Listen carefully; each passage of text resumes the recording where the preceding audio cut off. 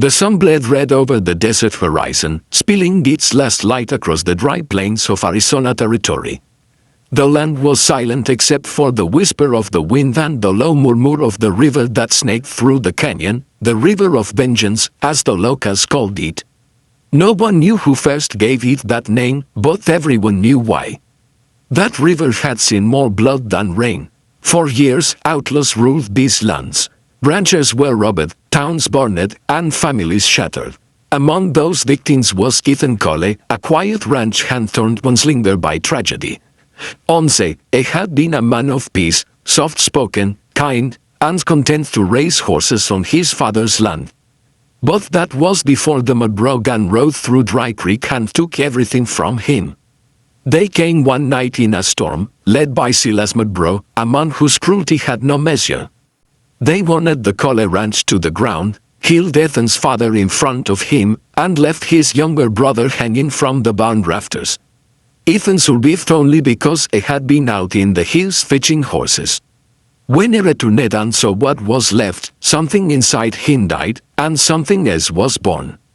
Dion, the making of a gunslinger.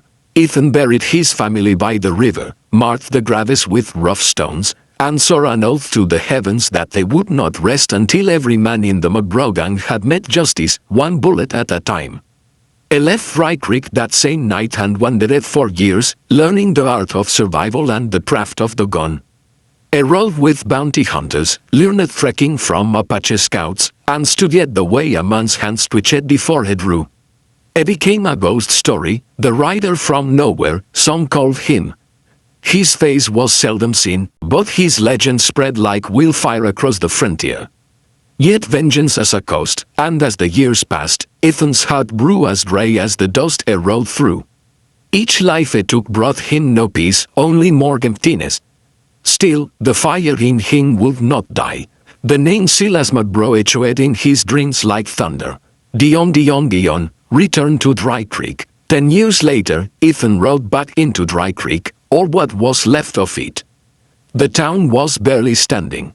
The saloon doors hung loose, the church bell was cracked, and the streets were lined with dust instead of people. The McGraw Gang had taken over everything, the mines, the land, even the sheriff's badge. Silas McGraw ruled the town from his mansion by the river.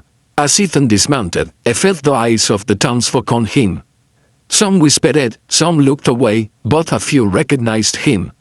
The black hat, the scar across his cheek, the cold steel eyes, they had seen him in wanted posters and ghost stories alike. In the saloon, he ordered a whiskey. The bartender, a weary man named Head, started for a moment before speaking softly. "You came back," Head said. Ethan nodded. "It came for what's mine." Head's eyes flickered nervously to the door. "Silas runs this town now. He's got men everywhere. If you're smart, you'll ride on."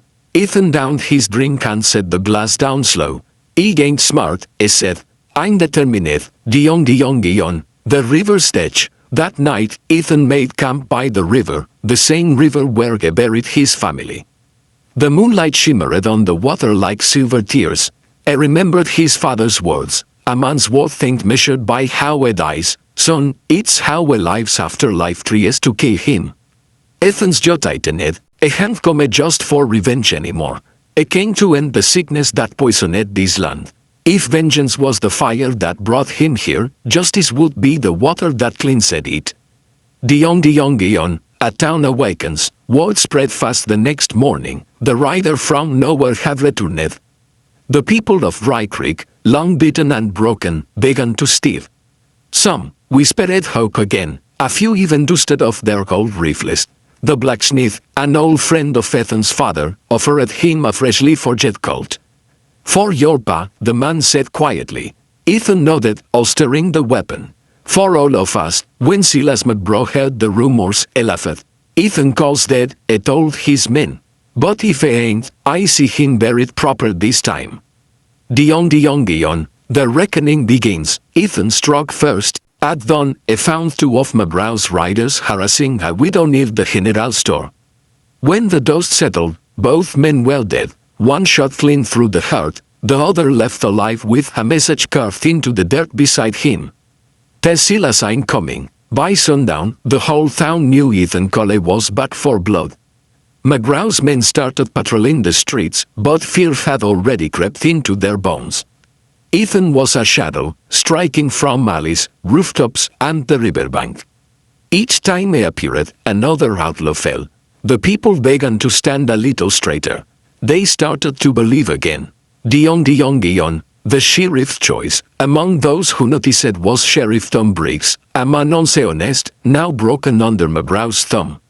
"I found Ethan one night in the old church. You're stirring up trouble," the sheriff said, his voice heavy. "These folks can't afford hope. It gets them killed." Ethan looked up from the pew. "They're already dead inside, Tom. I'm just showing them how to live again." Briggs sighed. "You can fight the whole gang alone." Ethan's eyes narrowed. "Watch me." That night, the sheriff made his choice. When McGraw ordered him to bring Ethan in, he refused. It was the first brave thing he'd done in years, and the last. They found him hanging from the same gallows where Ethan's brother had once swung. Dion, the final duel. The next morning, Ethan rode to McGraw's mansion by the river. He came alone, dressed in black, his paws silent against the sun. The gang waited for him, a dozen men with rifles aimed and hatred burning. Ethan didn't flinch. "Silas," he shouted, his voice echoing off the canyon walls. "You took my blood, now I've come for yours." McGraw stepped out onto the porch, smelling like a wolf. "Well, I'll be damned." The prodigal son returns. He twirled his revolver lazily. "You think killing me'll bring them back, boy?" Ethan's hand hovered near his bone. "No," he said softly. "But it'll stop you from killing anyone else." For a heartbeat, the world stood still. Then, steel flashed, thunder cracked, and smoke filled the air. When it cleared, Silas McGraw lay bleeding by the riverbank, the bone knocked from his hand. Ethan stood over him, his chest rising slow and steady. McGraw laughed weakly. You ain't no better than me." Ethan looked down, eyes cold. "No, I'm worse," he survived you. He stared at his bone and turned away. "I've come to kill a monster, but I found something greater, peace." He let McGraw's body drift into the river, the current carrying it away like a dark memory dissolving into light. Dion, redemption by the river. Days later, the townsfolk gathered by the water. The McGraw gang was no more. The town was free. Ethan stood apart, hat in hand, staring at the river that had once run red with vengeance. Had the bartender approached him. "What'll you do now?" he asked. Ethan smiled faintly. "Maybe start living. My pa used to say a man can't change the past, but they can sure stop it from ruining his future." He mounted his horse, looked one last time at Dry Creek, and rode toward the rising sun. Behind him, the river shimmered, calm for the first time in years. Some said they went south to Mexico. Others claimed they joined the Rangers. But those who really knew him believed something else. He became a guardian, a wandering soul who rode from town to town, fighting for those who couldn't fight for themselves. And wherever injustice rose again, folks would whisper in awe and gratitude. The rider from nowhere has returned. Dion. Moral of the story: River of Vengeance is more than a western tale of revenge, it's a story about transformation. Ethan Cole's journey shows that vengeance may fuel a man's steps, but it's justice and forgiveness that finally give him peace. The true measure of strength isn't how many battles you win, but how many times you rise after life breaks you and choose to keep. Weeks had passed since Silas McGraw fell by the river. Dry Creek was healing, the saloon buzzed again, the church bell rang on Sundays, and children played well gunfire on HOF. But Ethan couldn't stay. Peace for the town didn't mean peace for him. Each night, he saw the same faces, his father, his brother, their innocent lives lost in his pursuit of vengeance. He wondered if killing Silas had truly ended anything, or simply awakened a dark storm inside him. So one morning, before the sun broke, Ethan packed his saddlebag, holstered his Colt, and rode east, toward the borderlands, where the law ended and the wild began. Dion, thus, the stranger's trail, The desert stretched endless, silent except for the wind whispering through dry sagebrush. Ethan's horse, Ash, carried him steady until they reached a small frontier town called Red Hollow. Red Hollow was rougher than Dry Creek ever was, a mining town crawling with outlaws, gamblers, and drifters. But one name stood out among them all: Caleb McGraw, Silas's younger brother, a man twice as cruel and far more cunning. Ethan had thought he ended the McGraw bloodline. But Caleb had been in hiding, gathering men, waiting for the right time to rise. And when news of Silas's death reached him, he saw vengeance, the same fire that once burned in Ethan now had in Caleb's heart. Dion, traced the wanted poster. Inside Red Hollow's saloon, Ethan sat quietly, nursing a drink. A rough-looking minute laid a poster across the table. "Funny thing," he said. "This fella's been asking around for a man named Ethan Colley. Claims you murdered his skin." Ethan stared at the poster. It showed his own face, older now, hard and teared, with the words, $2,000 dead or alive, wanted for murder. He sighed, setting the glass down. "Looks like ghosts never stay buried." Dion, Quattro, the preacher's daughter. That night, Ethan met Clara Wren, the town preacher's daughter. She wasn't like most frontier women, strong-willed, fearless, and unafraid to stare down danger. She'd heard the stories of the rider from nowhere but saw something else behind his cold eyes, a man running from himself. "You keep looking west like you left something behind," she said. Ethan nodded. "A past he can't outrun." Clara smiled sadly. "Maybe you're not supposed to outrun it. Maybe you're meant to forgive it." Her words struck him harder than any bullet. Dion, Cinco, the McGraw ambush. The next morning, Ethan found Red Hollow crawling with armed riders, Caleb McGraw's men.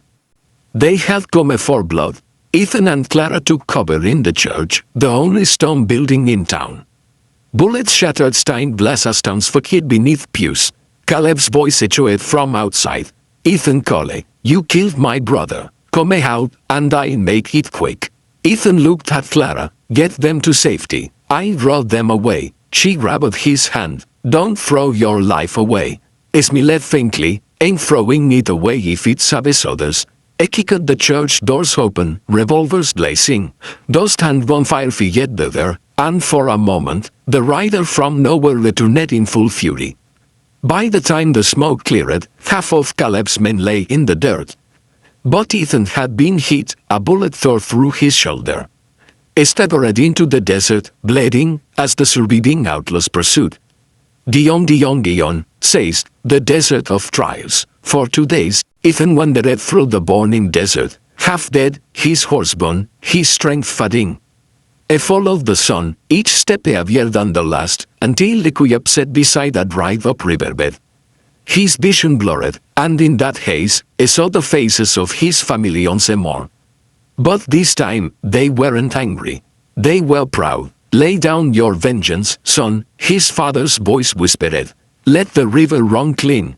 Again, when he awoke, Clara was there. She tracked him for meals with help from the townsfolk. "You're not done yet," she said softly, tending his wound. "Not while there's still left to be done." Dion, siete. The second chance, weeks passed as Ethan held in Red Hollow.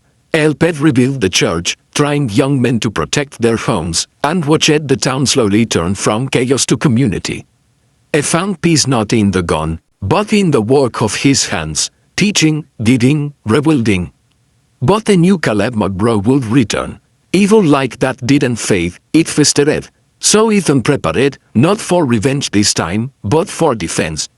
When Caleb rode back into Red Hollow with a new gang, he found not a broken town, but a united one, armed and ready. Dion, ocho. The last stand. The battle was swift and fierce. The people of Red Hollow fought side by side, and Ethan led them like a commander forged in dust and fire. When the final one fell silent, only 2 men remained standing, Ethan Colley and Caleb McGraw. Caleb sneered. "You think you're some hero now? You're still just a killer." Ethan stared at his bone. "Maybe, but he learned something you never did." "What's that?" Caleb spat. That vengeance don't build a future, it buries it. Caleb drew, but Ethan didn't move. The townsfolk sleeplessly left behind him. Clara stepped forward. Enough blood, she said. For a long moment, Caleb looked at her, then at Ethan, and dropped his bone. The crowd cheered as the sun broke through the clouds. The river of vengeance had finally run dry. Dion, nueve, anudon. Months later, Ethan stood on a hill overlooking Red Hollow.